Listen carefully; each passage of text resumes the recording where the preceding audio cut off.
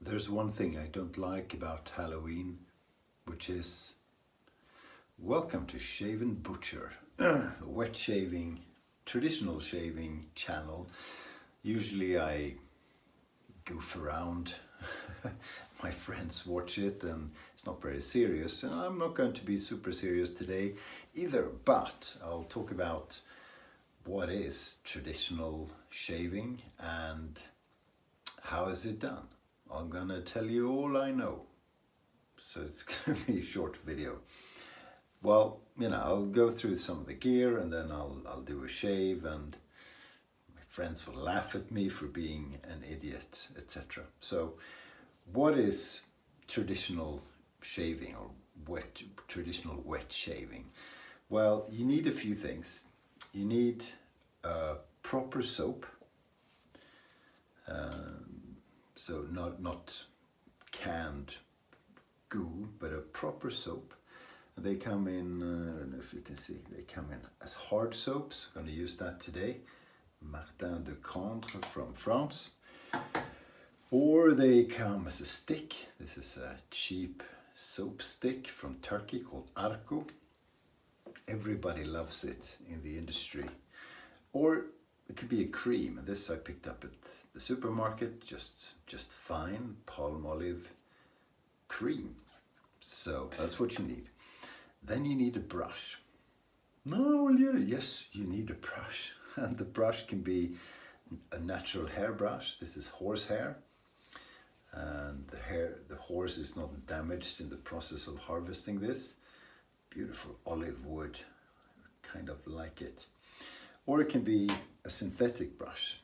This looks like a bit like a badger brush, such as the one I'm going to use today. This is badger, and the badger does get hurt in the process of, but you eat it as well, so it's a residue. There you go.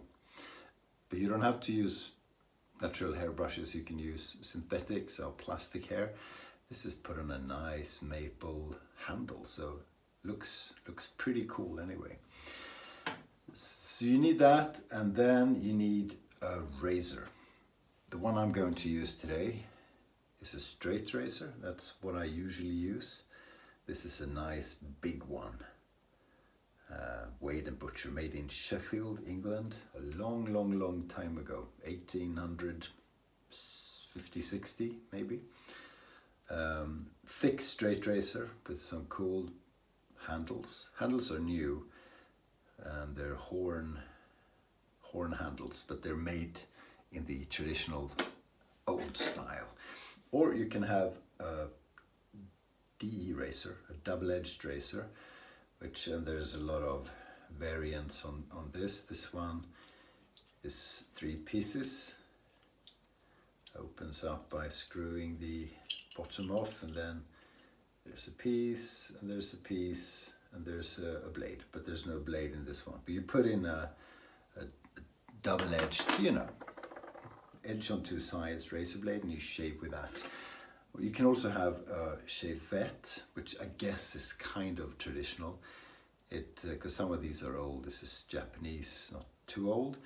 And you put in one of those double-edged safety razor blades in this one, or half in this one, and it shaves like a straight razor. So this is kind of okay, kind of traditional.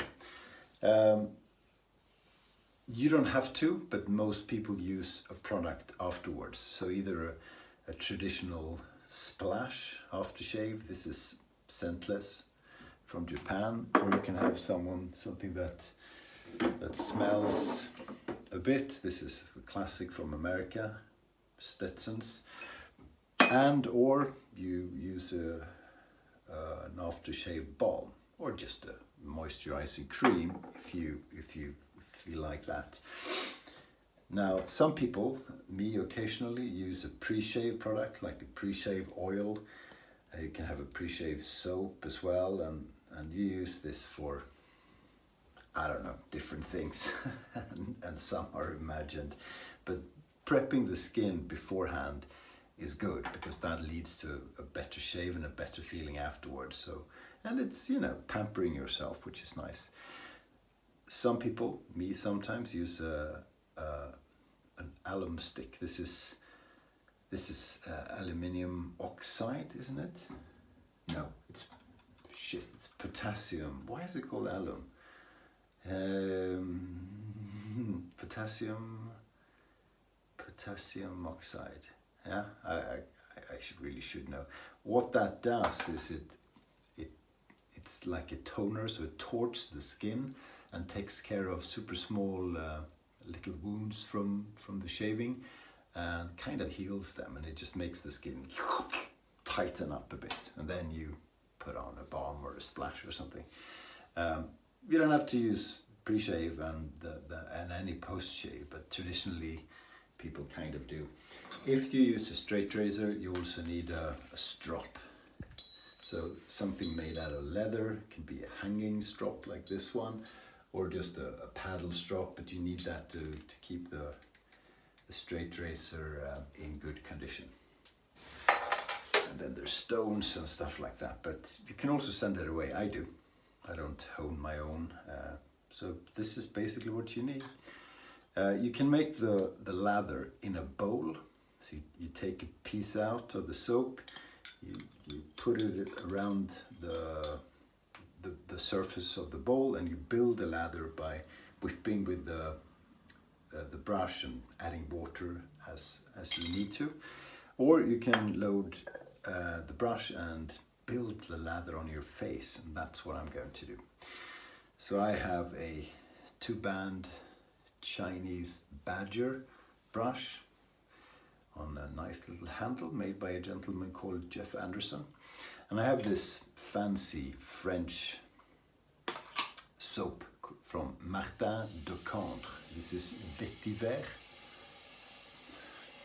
Vétyver is vetiver also in English, and it's an Asian grass.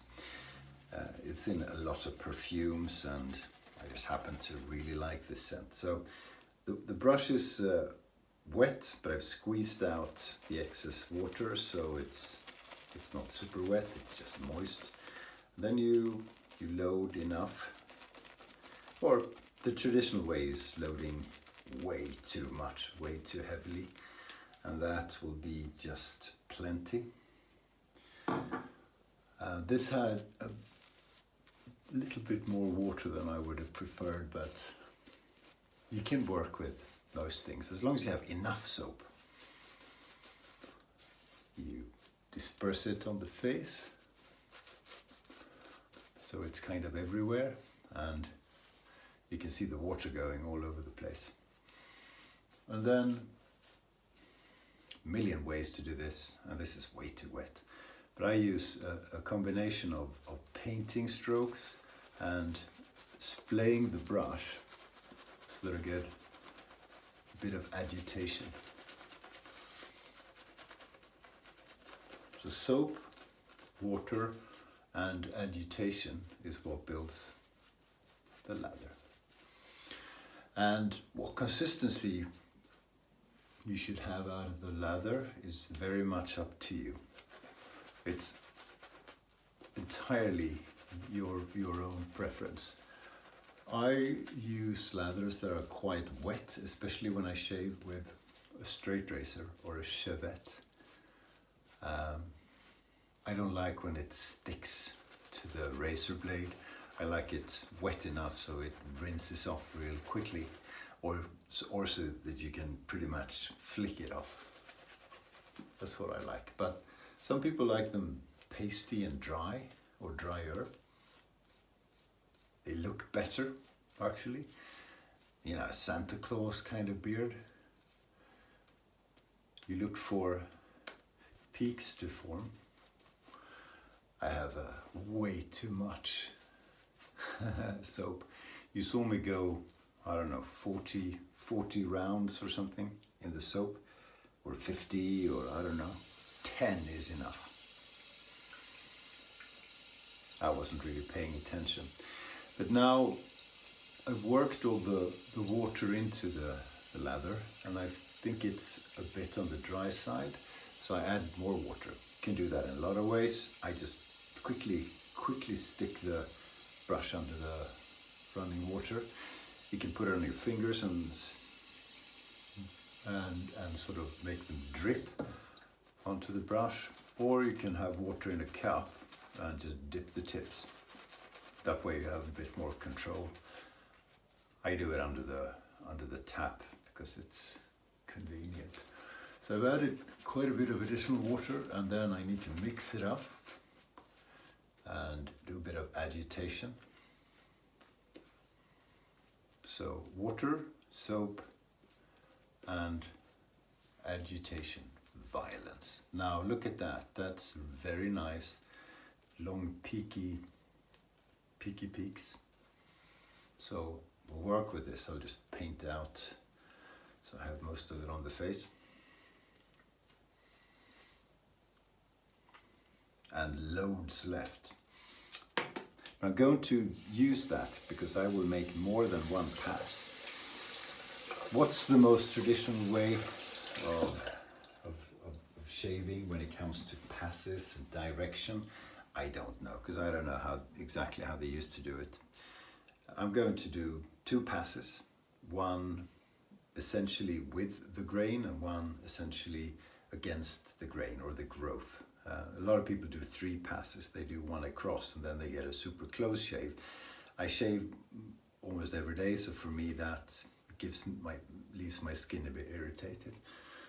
I'm not going to go through exactly how you use a straight razor because there are better videos for that, but I hold this at a certain angle so that it cuts. I tort the skin a bit and I just let the razor move over the skin with almost no pressure. Now there is a bit of pressure because otherwise I would miss the face, but I let the razor rest on the skin and more or less fall down. You can use 0 pressure. See, that rinsed off really easily. Moisture content is good. I used too much pressure in the beginning and I would cut myself and nick myself and bleed.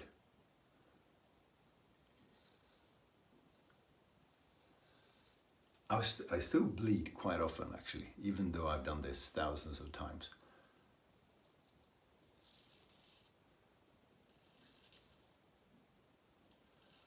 Sometimes I bleed because I make mistakes, because it's not so hard to get started and get fairly good at.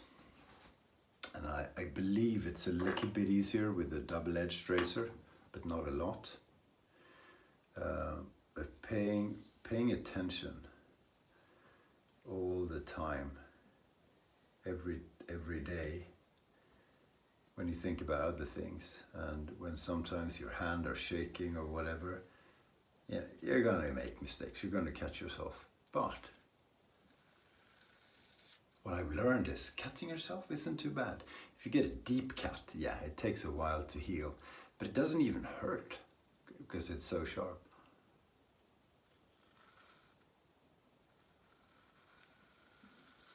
And the small cuts and little nicks you get, it goes away after minutes.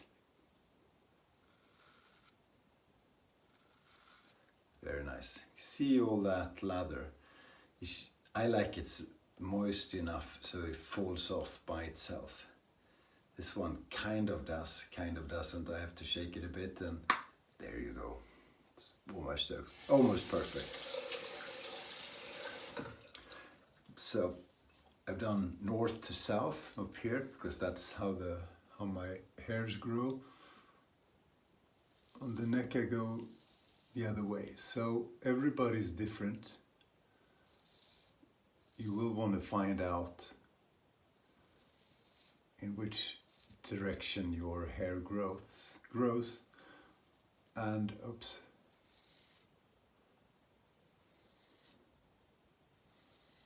Straight razor shavers who say oops, it's not a good sign. But you want to map your beard growth because you will want the first pass which is when you remove most of the hairs. You want that to be essentially with the growth to avoid irritation. I have a little spot there. That's probably going to bleed later on. But on my neck, my hair grows from south to north, so my first pass is south to north. So I rinse it off carefully. I make sure I hold it like that if I rinse it, because I don't want to have water in here. This is carbon steel, it rusts really easily, and it's extremely important to get the razor blade absolutely dry after the shave before I put it away. Cool, so I wet my hands just to feel, look at that, pretty nice. Just to feel the face, feel how I'm doing. By wetting the face, I don't wipe it because I don't have to get rid of the residual soap. Using soap again. I do want to add just a little bit of moisture because typically you need that to get a good smooth surface for the soap when you do the second pass. At least I do.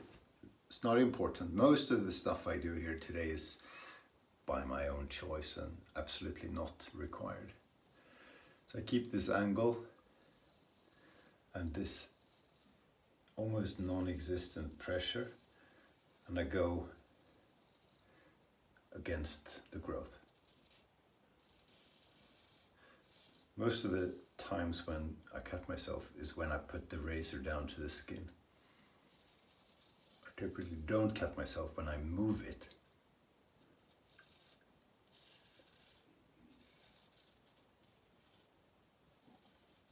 So attention has to be paid to everything all the time, but particularly when you put the blade onto your face. Now, my hands are a bit wet and there's soap everywhere, so it's a bit slick, a bit too slippery. So I put my hands on the alum block, and that makes me get a good grip.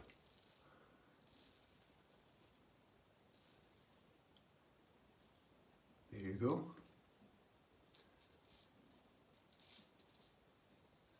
So up here on the lip, I'm not going against the grain.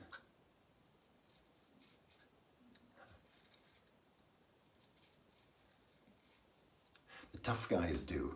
It's called a fool's pass, putting your sharp edge up against your nose. So I can do it, I just don't, because I typically cut myself a bit.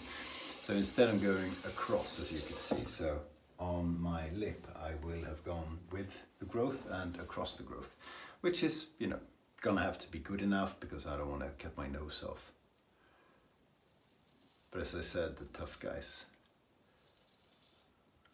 will do the fool's pass. I shave quite slowly.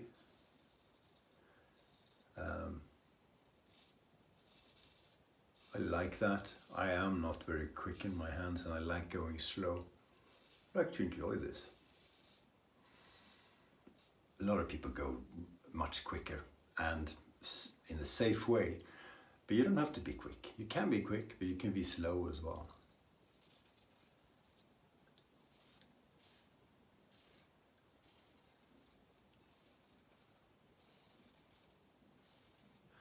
Also, when it comes to straight razors or any other hardware gear, you can use so many different things. Slippery again. So I'm using the alum again. Just wipe my fingers on that, and that makes all the soap residue go away.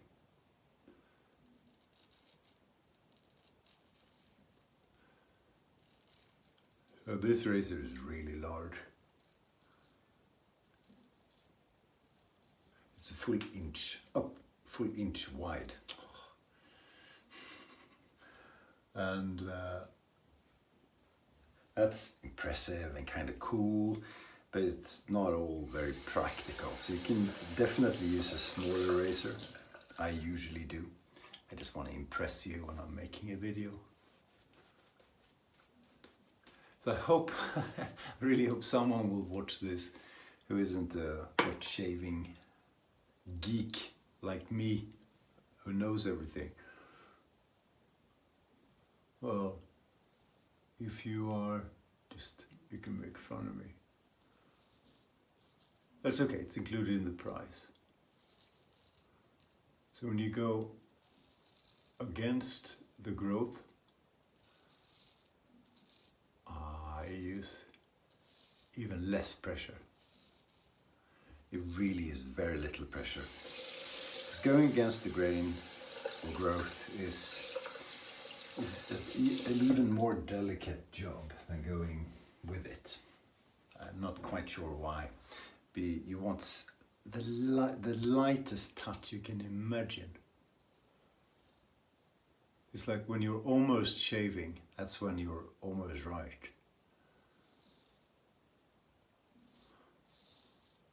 I used to push way too hard.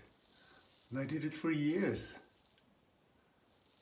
Because I thought it was right, and then I started watching people on YouTube and getting into Facebook forums, etc. And then I realized you can shave with a lot less pressure than I did. Okay, that's the shave. So, wetting my hands, get a feel for that. It's pretty good. It's not absolutely baby butt smooth, because for that I would need to make a third pass, but it's very close and it's good enough for me. So I rinse with lukewarm water down here,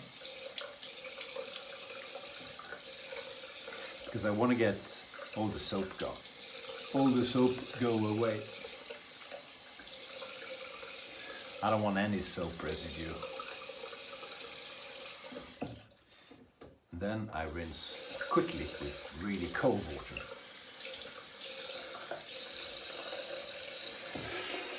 Because it feels good, and it actually, the cold water rinsing actually takes care of the super small sort of micro nicks. At least I imagine it does. It feels that way. Pad dry. You can dry your face any way you want, but I pad dry it because I'm so careful. And then I'm not going to use the alum stick. You can use that all over your face, and I sometimes do. Mainly if I've had a shave I think will give me irritation. But then I take my aftershave splash. I shake it a bit because there's always a bit of mixture of stuff. And I can add as much or as little as I want to. And there you go. The aftershave can do different things, depends on what's in it. But it disinfects the skin. Do I need that? I have all clean tools and I've used soap. Probably not, but I will anyway. And in a while I'm going to put an aftershave balm on. I use aftershave balms more than ordinary moisturizers. You can use both. It depends on how much moisture you want to put back on, which in my case depends on what time of year it is. That's it. There you go. And I apologize for all the rubbish that I've been talking, but I try, you know. I try, and this is my traditional shave. Thank you for watching, and if you like it, you know, subscribe. I upload a lot of nonsense content and some philosophic as well. If you know, you can subscribe. You don't have to watch everything. Just subscribe, will you? Okay? Thanks for watching, and stay sharp.